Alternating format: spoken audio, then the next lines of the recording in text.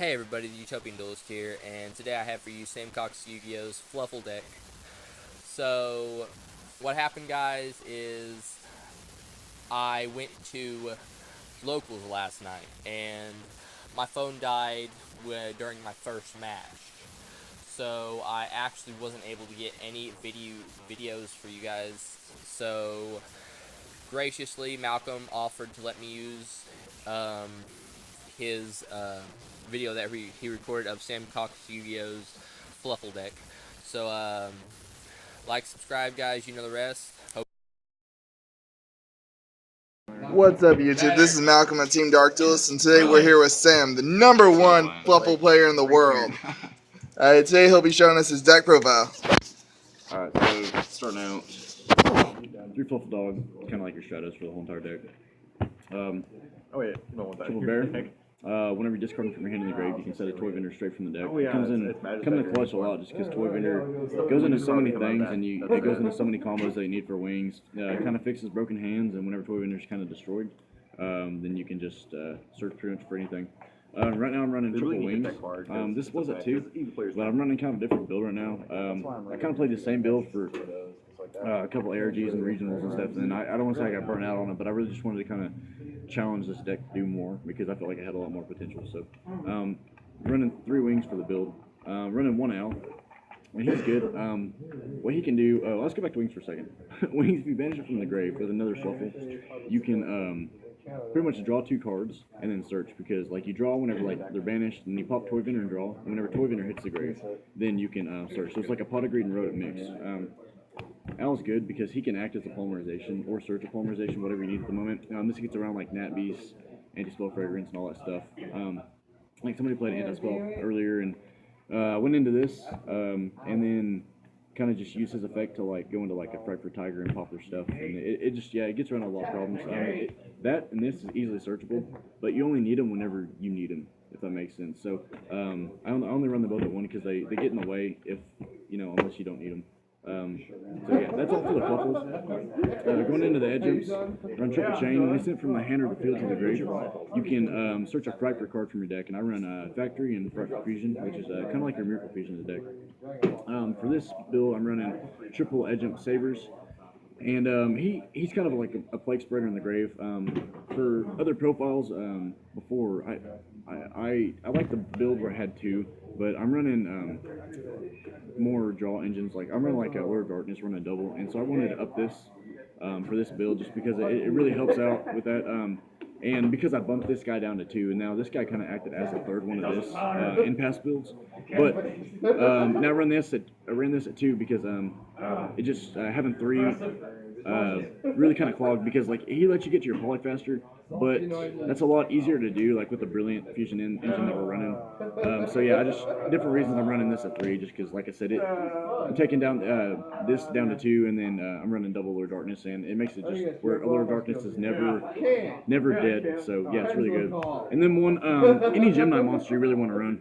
I like this one just because his name. It says Tourmaline or Tourmalini, and it sounds like some kind of Italian food, so it's really cool.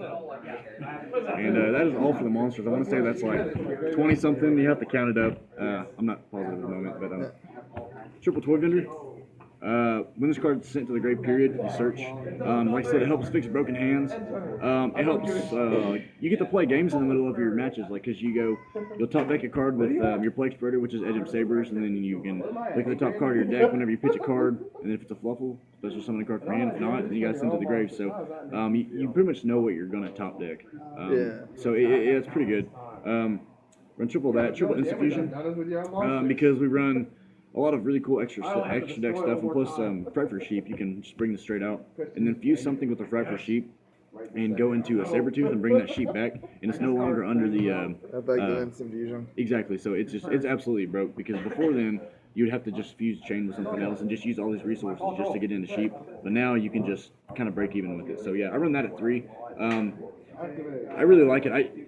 It never really clogs because I usually will have Seraphinite out there too, and if I end up drawing into 2, I can just pitch this for my Seraphinite's effect to be able to have the 2300 attack. So I'll just like summon it in attack mode, so it's really good. Triple Poly, kind of standard. Triple Brilliant Fusion. It's just really good because Wings is a light target. All the rest of the Fluffals are Earth, but I really like that Wings is a light because it allows me to be able to go into this. It's just really broken. Like I mean, I can go into like a bunch of different combos with it and stuff, but I would say this is probably one of the newest creations, I guess you could say, for the deck that we've done a lot recently, and I really do like it. I don't know if I'll be playing this build at Nats or not, but it's what I've been working with right now, and so far I'm 6-1 tonight, so it's been doing pretty good, and plus the last season I went too. Fright for Fusion, 2 of them, and 1 of this. This connect is this connect is the 3rd one of this if you like banish it for this cost to be able to activate this. This is another polymerization. And when this is destroyed, you get this back to your hand if it's banished. So it's really good. There would be times where I wish that I had like another polymerization in hand, and if you send Chain to the grave, if one of these is ready in your hand, then it'd be like, man, I wish I could search another polymerization, and that's where, because Chain can search out this because it's a favorite card, so it's pretty broke.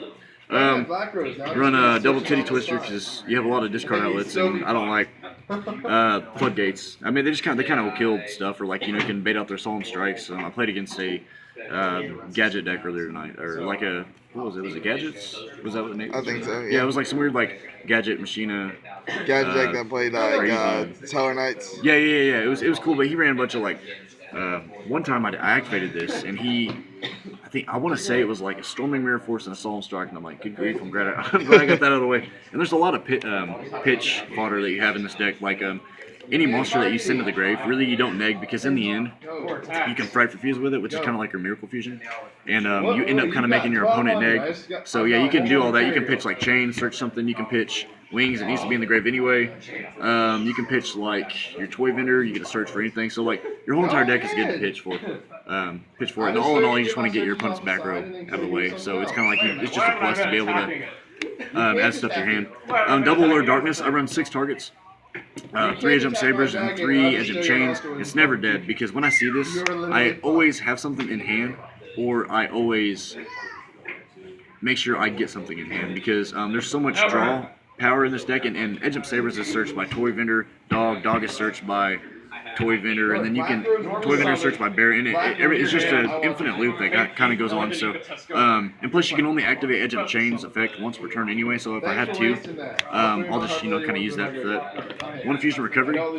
Never bumped this up to 2 because I did, and every time I think I want to, I'll activate it, or I'll draw into it without having a polymerization and something else in the grave. And it just says 1 fusion material, so it's kind of broke. Like sometimes you can go into, like if you have like a dog that you polymerize for in the grave, like you can get that back to the field, or back to your hand, and then along with the polymerization, and then dog will search for something, and then you can fuse the thing you search for with dog. So it's a +2 no matter what. It's just crazy. So I really like it a lot. Never bump it up to 2 again. As far as the extra deck goes, we play 1000 Dragon because it's busted. He's really good this format. I'm just kidding. He's a really good card, man. He just hangs out the whole entire match. Triple Tiger, he's a bomb. He is the bomb.com, literally. When he hits the field, kind of blows up a bunch of stuff. How many materials you use to fuse with him? So he automatically gets to blow up 2 cards because it'd be like Sabers and something else. Yeah. So Sheep, this card wrecks everything. You can ask anybody here or anybody that actually knows what Fluffals do, because this will, like for instance, they can't activate anything whenever this attacks into something. Like for instance, you can attack into somebody's Slip Rider, and then you can come back 2800 because he gains 800 whenever he hits the grave and he resets as a new monster. You can attack into it again, and then they can't activate any other effects when they hit the grave because it's got that Armades effect. Same thing for like you can get this out along with this, or bring this back with like this. These all boost each other, so you want to boost up Sheep and attack over like their Beatrice and Dante. I played PK Fire today, and they had like a Beatrice with, what else was it? Beatrice, it was Dante, like Farfa and something else, and this attacked over it with like 4 different things on there, and then they couldn't really do anything because of the Armades effects. It's pretty cool. These are called the Haunted for Fractal Monsters. This plus this will boost it up. To this, it'll make it 24. It can run in the Dark Destroyer, come back as 32, attacking the Dark Destroyer again, and Dark Destroyer doesn't get its effect, which is freaking unheard of, like, in this format. So this card wrecks a whole lot of stuff. This is the OTK machine, kind of like Tiger, where this would be the number of materials that you used to fuse with it, it can pop that many. This one can attack that many times. Yeah. So I remember one time at YCS I used this, and I needed, it was whenever somebody's playing like Clown Blade and all their stuff was floating, and I wanted them to just die. So like I had like 8 materials in the grave, and I used Fractured Fusion, which is kind of like your Miracle Fusion, and I fused 8, so he could attack 8 times because I knew that everything was going to keep coming back, and so I ended up destroying all of his floaters that like floated like 3 or 4 times, and then attacked 4 times, which was 8k. So it was, I don't know, this guy's crazy. Whenever you need to go into him, you're really glad you had him once Raft Night, because it's just freaking really good. You get that, like, if you use this effect, you can like search for dog, and then dog can search for owl, owl search for polymerization. So it's just so much stuff. Or you can just normal summon another dog if you have enough poly stuff in the hand, and then go into like Fairy Cheer Girl, which is this card that lets you get 2 fairies and just detach, and you just draw another card and get you a 19 beat stick, and just you end up plussing. I always summon this in attack mode probably about 80 or 90% of the time, because like I said, a lot of my spells I can't activate more than once per turn, like Fractured Fusion, Instant Fusion, or Brilliant Fusion or something. So I'll have like extra stuff in hand that I don't need, and I can just kind of pitch a spell to make this stay at 2300 instead of putting it in defense, which is really good. Or I can pitch a Toy Vendor, which is like the brokest thing in the world because you can just search anyway. Yeah. One of those, because it allows you to go into these, or Fairy Cheer Girl, because this is also a fairy. So like you go Instant Fusion into fairy, fairy into dog. You can go into this. This is broke as crap. Because you can put back all your Gem Knight stuff and just do it again. Yep. It's so stupid. Constant recycling. Gosh, it's so wild. And plus you get the plus off, you get the draw. Yeah. He's really good. And Castell, because he just gets away with problems, man. He's really good. 1 Levier because you banished a whole lot of stuff. You know, you like with Fractured Fusion and PKFR banishes, and so does Cosmos. You can just like steal their farm girl or something, you know. Yeah. So it's because one banished monster doesn't really see who. So, and 1,000 Dragon again because he's broke. So. And for the side, hold on. For the side, you know, Kobe. Hey, man. 1 Dark Fusion. Played this once tonight. You sub it in for a poly. If somebody plays stuff that targets like Cosmo, Phoenix Chain, another Titty Twister, 2 Dark Hole for random crap, 1 Breakthrough Skill for Monarchs. Like if they're playing like a Vanity's Fiend or Majesty's Fiend, set it on your turn if you're going first. Negate like their idea on your turn, banish it from the grave to negate their Majesty's Fiend. That way you can go do your it's crazy. Double MST, because sometimes I just like spaz out over Monarchs and I just don't want them to get anything off, so I'll side in like 2 Twin Twisters, or my other Twin Twister with the 2 that are already in there. Yeah. These and this, just like, that's why you curse steal them. yeah. If it like if I go into game 2 with Monarchs and I end up losing game 2 after I've already sided, then I'm just like, then I kind of go overboard. I'll side in a whole lot of this crap. Even though I probably shouldn't play this against really a whole lot of Pendulum decks because you have a lot of pitch power. It stalls them out, and then yeah, it's really good. 1 Galaxy Cyclone, because even if you just kind of mill it off a Toy Vendor, it's really good. And if your opponent's playing like a lot of face sounds like strikes or whatever, 1 Proby, because you can call whatever, and like you can call Domain against Monarchs if you want to.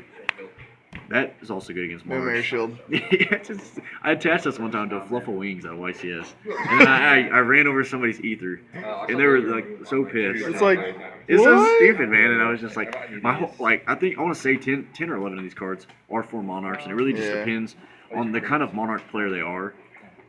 Because I really do feel like if there's a deck that you have a really, really bad matchup against, you shouldn't just side in like the same cards. It should be like a pool to choose from, and depending on how the player plays. Yeah. Like I said, with the breakthrough skill, because different Monarchs have different variants of their builds and stuff. So, yeah, I don't really side against Cosmo and PK Fire and Burning Abyss and that kind of stuff because this deck has an amazing matchup against it.